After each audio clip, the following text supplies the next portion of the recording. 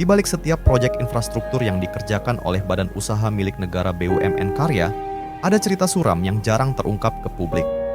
Subkontraktor yang seharusnya menjadi mitra dalam pelaksanaan proyek-proyek besar, kerap menerima potongan pembayaran yang tidak masuk akal, berkisar antara 25% hingga 50% dari pagu proyek APBN yang diterima BUMN.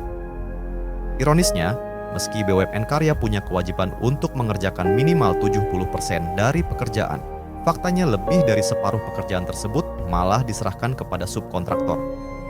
Di penghujung tahun, direksi dan komisaris, BOD dan BOC, BUMN Karya kerap sepakat bahwa margin keuntungan perusahaan hanya berkisar antara 5% hingga 10%. Bahkan, beberapa BUMN Karya justru merugi. Lalu, kemana larinya uang potongan yang diterima dari subkontraktor sebesar 25-50% tadi? Lebih parah lagi, selain mendapatkan potongan besar, subkontraktor seringkali harus menunggu berbulan-bulan, bahkan sampai melampaui tahun anggaran, untuk menerima pembayaran yang menjadi hak mereka. Tak jarang, subkontraktor menyebut pengalaman mereka dengan istilah ulang tahun, karena pembayaran tak kunjung tiba meskipun waktu berlalu. Nama saya Triatno dari CP Trijaya Abadi, Pak.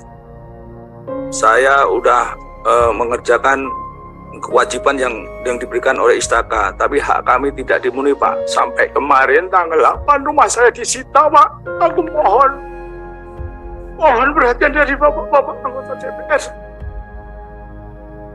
Bantu, Pak. Saya minta hak saya, Pak. Gara-gara saya kemarin tanggal 8, Pak, disita sama pengadilan, Pak.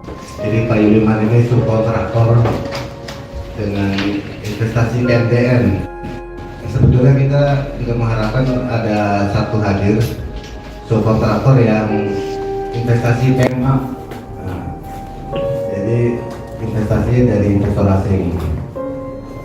Nah, kalau kita lihat ini yang perusahaan PMA ini heran bagaimana perusahaan BUMN milik negara bisa tidak membayar atau belum membayar sekian lama, 12 tahun. Padahal ini milik negara. Di tengah penderitaan para subkontraktor, sejumlah oknum direksi dan general manager di BUMN Karya justru menikmati limpahan uang haram. Mereka berpesta di atas kelelahan dan jerih payah pihak yang sebenarnya membangun proyek tersebut. Tak sedikit pula yang menduga adanya proyek fiktif untuk menutup praktik korupsi yang dilakukan pejabat di dalam BUMN Karya.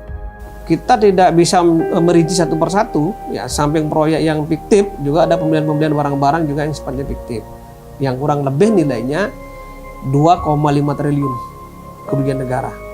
Gitu. Ya, dia melakukan pembayaran fiktif seolah-olah ada suatu proyek tertentu, ya, proyeknya juga nggak ada. Kini, sudah sepatutnya Komisi Pemberantasan Korupsi dan Kejaksaan Agung Republik Indonesia turun tangan.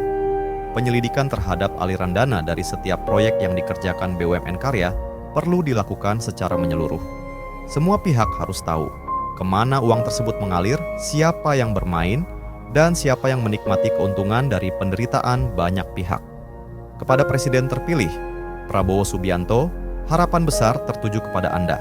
Indonesia hanya bisa maju jika parasit dan benalu di tubuh BUMN Karya dan BUMN lainnya segera dibersihkan. Jika para koruptor terus dibiarkan memegang jabatan strategis, mimpi Indonesia sebagai negara maju hanya akan menjadi angan-angan belaka.